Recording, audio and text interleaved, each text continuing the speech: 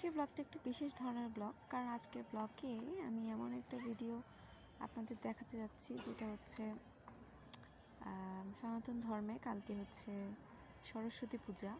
তো সরস্বতী পূজা উপলক্ষে আমাদের হলে আলপনা আঁকা হচ্ছে। এই যে মরিচবাতি দেখতে পাচ্ছেন, মরিচবাতি দিয়ে পুরো হলটা সাজিয়ে একদম বিয়ে বাড়ির মতো একটা আমেজ আনা হয়েছে। আসলে এটা পূজারই নিমিত্তে সাজানো। এই যে দেখুন সবাই মিলে কিভাবে আলপনা আঁকছে। আমার খুবই ভালো লাগছে।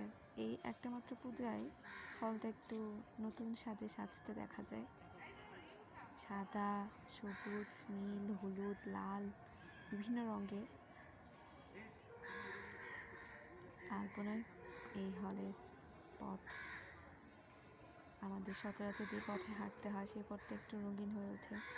আমাদের মনেও একটু রঙিনতার ছোঁয়া লেগে যায়।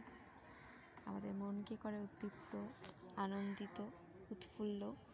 এই যে দেখতে পাচ্ছেন যে আলপনা আঁকা হচ্ছে, এর কারণে মনে হচ্ছে হলে আসলে কিছু একটা হচ্ছে, কালকে একটা উৎসব। সেই উৎসবটা যদিও সনাতন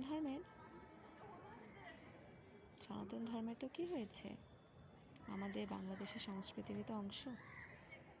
আমার ভালো লাগে সবাই মিলে একসাথে বসে জিনিসপত্র সাজানো, গোছানো, প্ল্যান করা, এভরিথিং। এটাই তো দরকার।